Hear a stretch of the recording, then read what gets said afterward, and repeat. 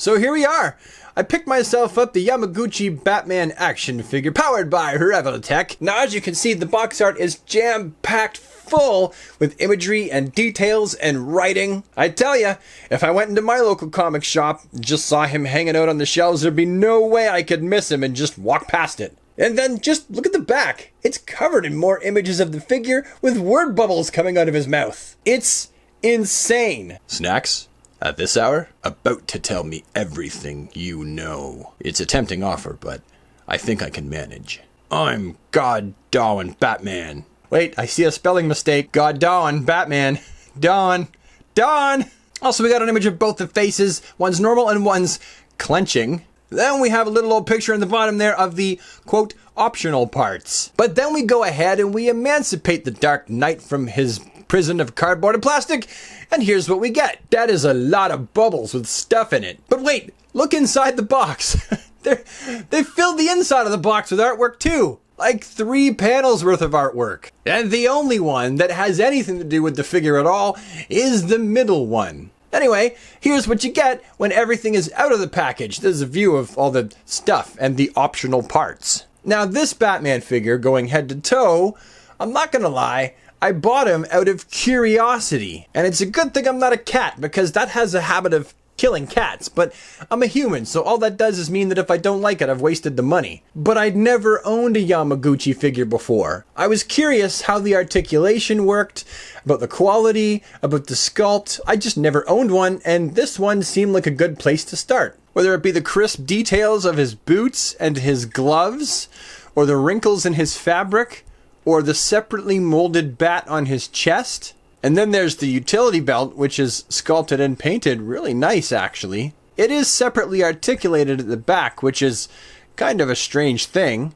But the whole figure has been sculpted and painted really, really well. So it gets top marks for that, for sure. And then you turn it around and you're like, what the heck is going on? This Batman's got balls.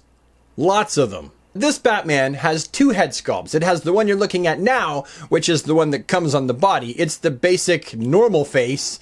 And then it also has this one here, the clenching face. And it's pretty easy to change from the normal face to the clenching face. You just pop the old one off and you pop the new one on and ta-da! But then Batman's got lots of cool accessories as well. Like he's got his grapple gun that's not shooting a grapple. And then we have his grapple gun with a big, long plastic grapple gun line with a hook on the end. Pew!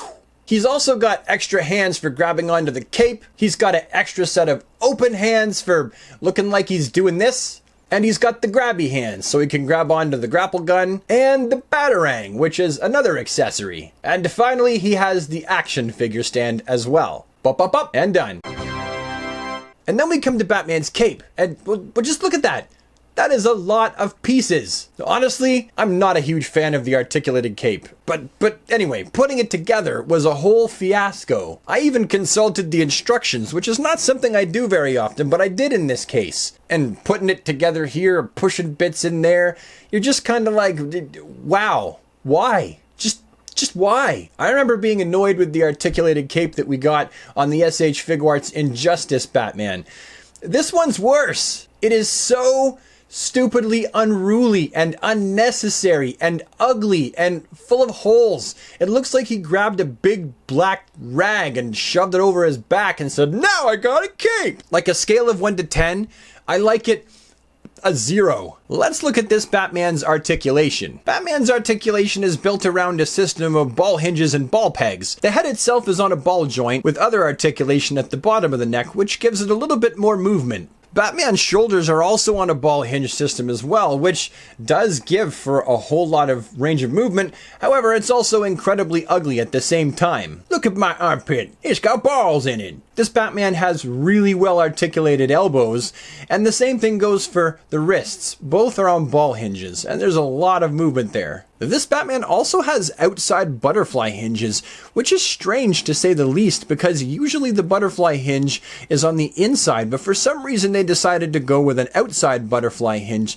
which actually makes it look like he's wearing a fancy man's vest. It also completely covers up the edge of his bat symbol when his arms are articulated closer together. This Batman also has articulation in the waist and under the chest by way of a ball hinge system. I mean, it swivels around and moves and stuff like that, but the ball hinges kind of click into place, and sometimes you can tell they just don't want to move, and it feels like things are going to snap.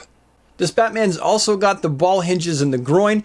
He's got a thigh cut for rotation, which is satisfactory, and he has a single hinge set of knees, but there's actually a fair amount of crunchiness just with the single hinge, although the fact that the knee pads stick out is kind of weird. And then finally, he's got articulation in the ankles by way of hinged ball joints that they go all over the place. They rock, they pivot, they go way down, and then at the very tippy tip of his feet, he's got toe hinges as well. And they actually work really well with this Batman. So he's incredibly articulated. From the waist down, A-okay. From the waist up, he has his moments, but also kind of, what the what? Okay, and now it's time for us to do some comparisons, and you can see the first one is the NECA Keaton Batman on the right, and then we have the Mattel Val Kilmer Batman on the left. Next up, it's the Batfleck Mezco Batman from Batman v Superman, and then on the left we have the Injustice from SH Figuarts.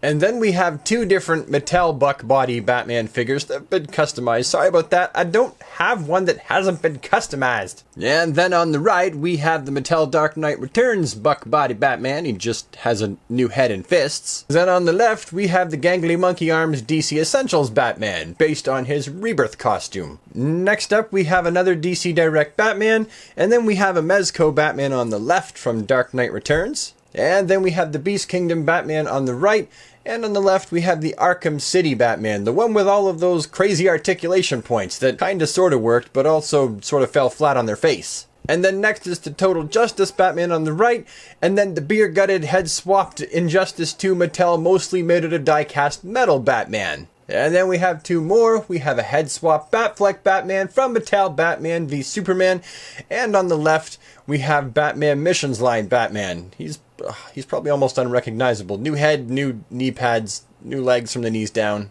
It makes it very hard to do these because I customize a lot of my Batman figures. And here he is sandwiched in between two Arkham Origins Batmans, Mattel on the right, DC Direct on the left. And then here we see him between two more Batmans. It's the Batman 10-year anniversary buck, and on the left we have him with the DC icons. And then for our final comparison, just for shiggles, I've got the Batman from the History of the DC Universe on the right, and on the left I have the Batman from the Hush line. Neither of these have been customized because, much like Mr. Rogers, I like them just the way they are. Damn, that was a lot of comparisons. Usually I don't have that many, but I just got carried away. Okay, I'm sorry. Let's move on to the next part of the video. So now that we've covered pretty much everything that I would usually cover in an action figure review, I suppose my final verdict after handling him and having him almost literally under the spotlight for a few hours, it would be that I think that this is an outstanding Batman figure, if not a little strange, a little bit of an oddity. It seems like in this day and age, every import action figure company is really just competing to give us the most highly articulated Batman you can possibly give, using different ways of articulating that Batman, because nobody wants to copy anybody. And the results can sometimes be, well, this. The reality is, it can be very difficult to give somebody an articulated action figure of a well-loved character and do it in an original way that makes it your own signature kind of thing. Yamaguchi apparently likes the way he does it because the word amazing is before his name. I'm not sure if I would say this is amazing, but it's alright. But you know what? I'm just one dude, and these are my opinions, and I'm sure you're going to have your own. Leave them down in the comment section below because I'm interested to know what you think. If you like this video, please give it a thumbs up so I know I'm doing something right. And also, if you think you'd like to become a super friend and join the DC squad, hit the subscribe button. Remember to dunk the bell so that you never miss a video, and I will see you in the next one. Have an awesome day, super friends. Take care.